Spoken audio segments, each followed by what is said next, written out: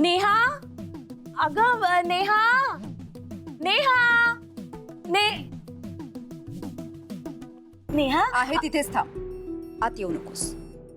काय झालं नेहा? अगं काय सांगितलं तू परीला? मी मी कुठे काय? खोटं बोलू नकोस.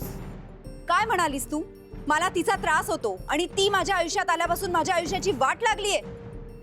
अगं काय बोलते? केवढीशी आहे ती?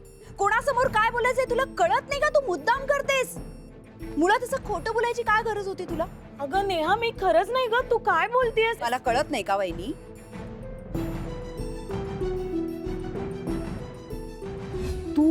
तू जन्माला आल्यापासून ना त्या नेहाच्या डोक्याला ताप झालाय, ताप. खरंच नाही ग नेहा, मी खरंच काही बोलले नाही. आणि तुझा माझ्यावर विश्वास नसेल तर तू त्या परीला बोला ना. ए परी, आता तिची काय गरज आहे? अगं असं काय करतेस? ती बाली. ए परी, इकडे इकडे. हे बघ बाबू, सोनू ऐक ना. तू मस्करीत तुझ्या आईला काहीतरी वेगळं सांगितलंस का माझ्याबद्दल? मी त्या दिवशी तुझी चौकशी करायला आले होते की नाही, बिस्किटचा पुडा घेऊन. मी तुझ्याशी काही वेडं वाकडं बोलले होते का? मी फक्त तुला इतकंच विचारलं की नाही की बाळा तू जेवलीस का, काय करतेस? तर ती बघ ना तुझी आई माझ्याशी कसं बोलतेय. तू सांग बरं तुझ्या आईला असं काय करतेस? पहिल्यांदाच मामीला भेटल्यासारखी. मामीला ओळखत नाहीस का? जाऊ दे, मी तुला ओळखत नाही का? आजवर तू जे काय बोलली ना सगळं मी सहन केलं. पण एक सांगते, तुझ्या वागण्याचा आणि बोलण्याचा जर माझ्या परीला त्रास झाला ना तर ते मी सहन करणार नाही. अगं असं कसं करेन ग मी नेहा? मी काय आता तिच्याशी सहज सुद्धा बोलायचं नाही का? तुझ्या सहज बोलण्यामुळे ती घर सोडून गेली, माहितीये का तुला? काय? अगं काय सांगतेस तू? कधी? हो का गं बाळा, तू घर सोडून? जीव जायची पाळी आली होती माझी. एवढ्याशा मुलीला जर काही झालं असतं तर काय केलं असतं मी? नेहा अगं खरंच नाही ग. तू बहिणी प्लीज बास, पुरे. माझ्या आणि परीमध्ये कोणालाही काही बोलायची गरज नाही आणि तुला तर नाहीच नाही. यापुढे प्लीज आमच्यापासून लांब राहा. अरे देवा, अगं काय बोलतेस तू हे नेहा? तुला तर माहेरची माणसं पण नको आहेत का ग? बघा बघा, हिला श्रीमंतीचा माज आलाय. आता लग्न करणार ना श्रीमंताशी. हे असं का होतं का? बघा मला बोला. परी बाळा, तू घाबरू नकोस. तू स्ट्रॉंग गर्ल आहेस ना? असं श्रीमंताशी लग्न करणार म्हणून आजपासून अशीच माझ्याशी वागायला लागली आहे. बघितलं का? आता मला सुद्धा ओळख देत नाही. मी गरीब आहे ना, मग माझ्याशी कसं बोलेल ही? काकू काकू, काका बाहेर या. हो गुड्डीची आई बाहेर या. काकू बाहेर या. मला आता नेहा वाटेल तसं बोलली.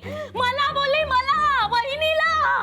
अहो आता श्रीमंत घरची सून होणार म्हटल्यावर गरीबाला घालून पडून बोलणारच आहे ना ही बाई. माझी सख्खी नणंद आहे हो ही. म्हणून आतापर्यंत मी इथे येत जात होते, यांच्या आडी अडचणीला उभे राहत होते. हो की नाही? हो की नाही? तुम्ही सांगा, हो की नाही? आता या छोट्या पोरीला हिने पुढे केलंय, माहितीये का तुम्हाला? पण मी हिच्या पोरीला त्रास दिला. असे कसे मी त्रास देईन सांगा मला? मी आतापर्यंत काकू इथे आले, पण मी कधीही त्या पोरीला काही वेळं वाकडं बोलले का हो? काकू मला सांगा, अशी मी किती वेळा इथे येते हो या पोरीला शिकवायला? सांगा मला. फक्त अडी अडचणीसाठी मी येते की नाही? अहो माझ्या यांची म्हणजे माझ्या नवऱ्याची सख्खी बहीण नेहा. पण भावालाच संबंध ठेवायचे नाहीयेत ना हो. त्यामुळे मी धावपळ करते, हिची वहिनी.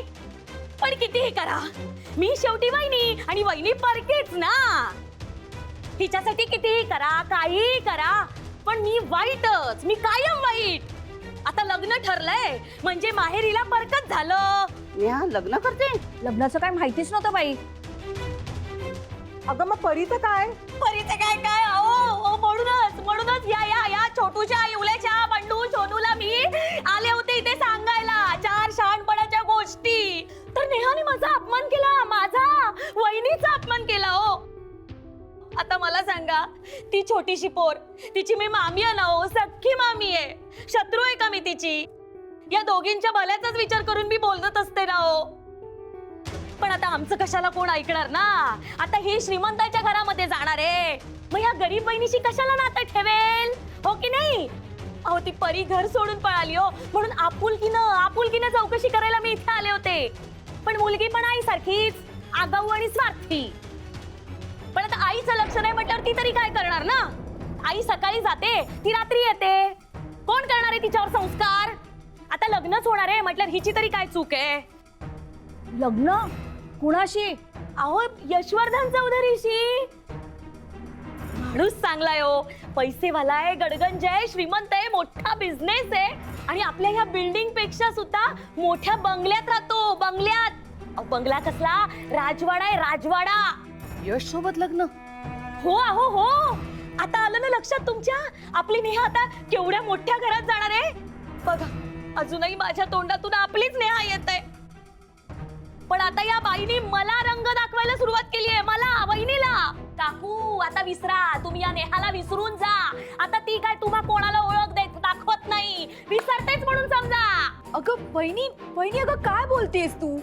आता कशाला वहिनी वहिनी करतेस ग? हा, आता तुला वहिनीची आठवण आली?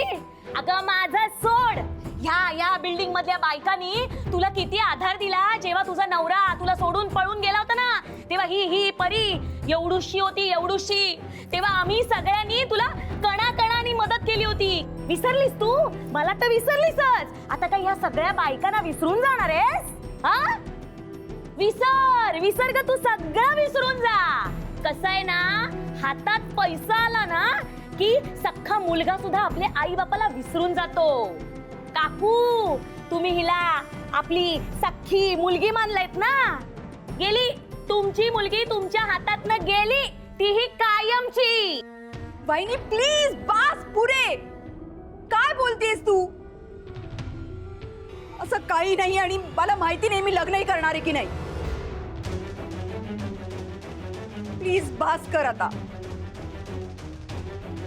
चल परी. अगं बाई, हे असं काय बोलली? होईल की नाही म्हणजे? दिले ना तिने उत्तर तुला, मग आता गेलीस तरी चालेल. हो काकू, आई.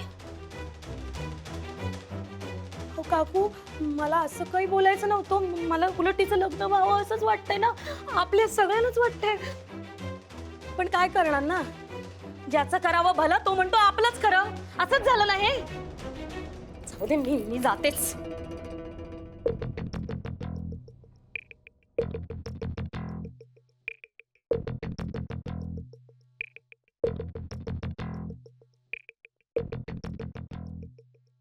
यश,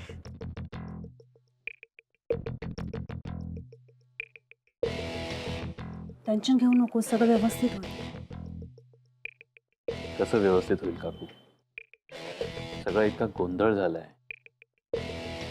काय विचार केला होता आणि काय होऊन बसलंय सगळं, की सगळीकडे सगळीच मिसअंडरस्टँडिंग झाली. आजोबांची तब्येत,